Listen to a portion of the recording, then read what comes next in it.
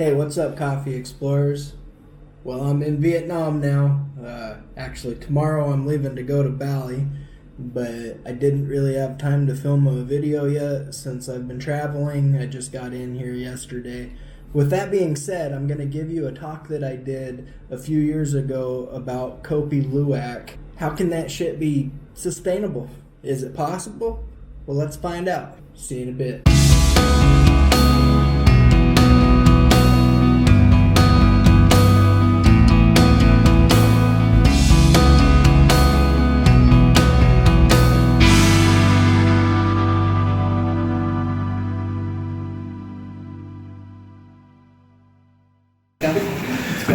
Okay, so I want to talk to you guys about coffee. And well, first I'm going to start with a quick little legend about where it came from. In Ethiopia around 900 AD, there was this goat herder named Kaldi, and he lost his goats up in a mountain. And when he went and he finally found these goats, they were dancing around because they were all hyped up on caffeine because they had been eating the berry off of this plant that nobody had ever seen before. So he took a bunch of this plant and he went back to a monastery, and the preachers thought, oh, this is evil stuff, we got to burn it.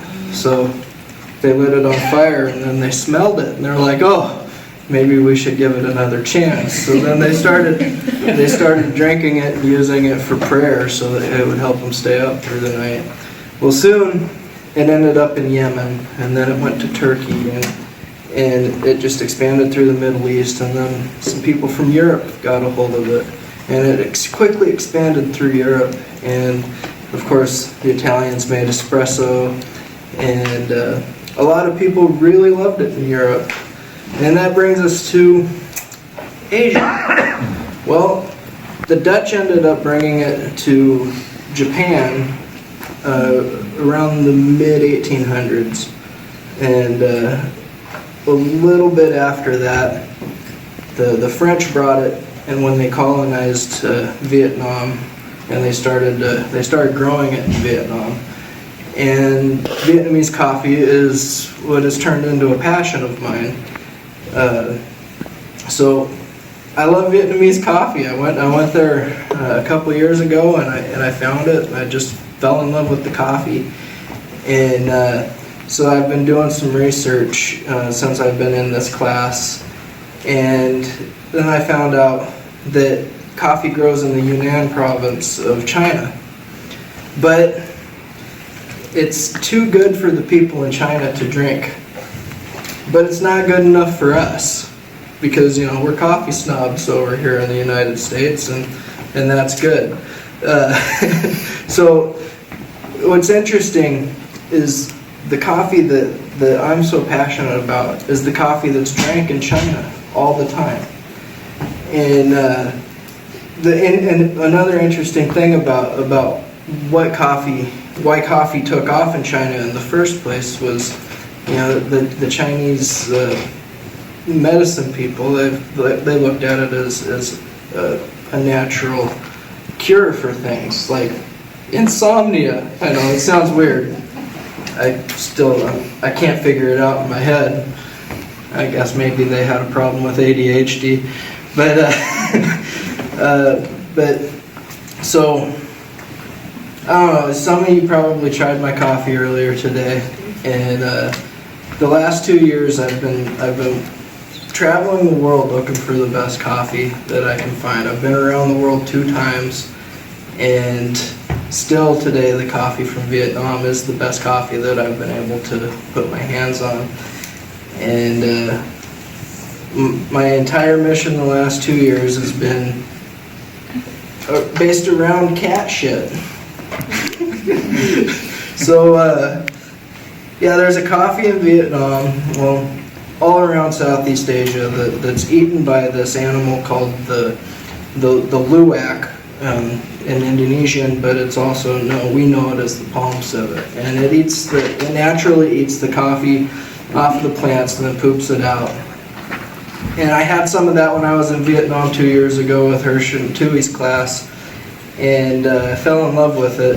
And then I researched and I found out these animals are treated terribly by the people that are producing it.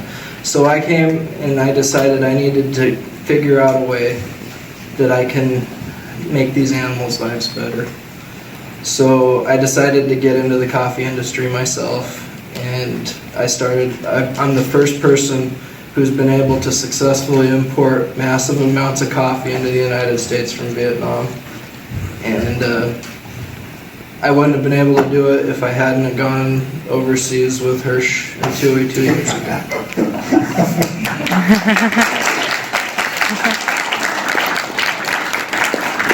Retailing it yet? Huh? Where do you retail it? Well, I sell it out of my backpack like a drug dealer.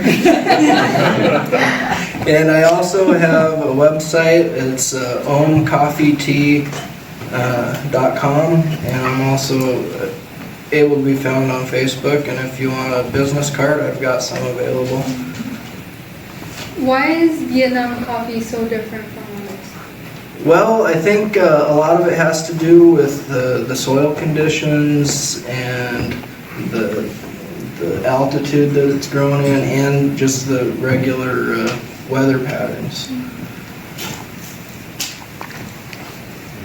So, about the cat coffee, was that what you were giving us back there? No. In fact, that stuff in Vietnam, it costs $1,000 for a kilogram. And if you ever taste it, you'll understand why. But it's really kind of unethical to drink it. But at the same time, if you can get it from the wild animals, I highly recommend it. Hard to catch them. So, what were you able to do as far as helping these animals?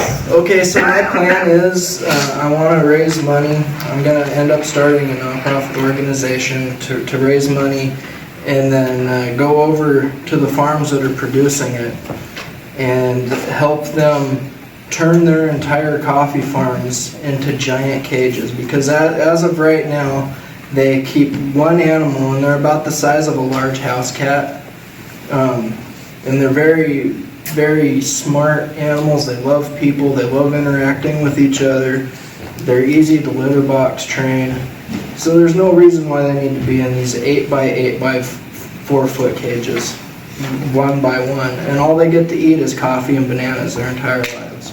So I want to turn their entire farms into a giant cage, so these animals don't realize that they're being held captive. And then when they're young, teach them to use the litter boxes and interact with people, so it's so much easier to deal with. Yeah, Tony is one of those success stories. He has a vision, he follows it with passion. Wow, awesome. Hey, if you'd like to learn more about this whole thing about helping to make Kopi Luwak more sustainable and better for the animals, I wrote an entire chapter about it in my book. You can go pick it up from Amazon. I'll leave a link down in the description down there for you to go pick it up. I'd really appreciate it if you do. It really helps me out. If I ever am able to run into you, I would be more than happy to sign up for you. As for that, thank you again for watching. I really appreciate it. I love every one of you coffee explorers. Let's see you next week.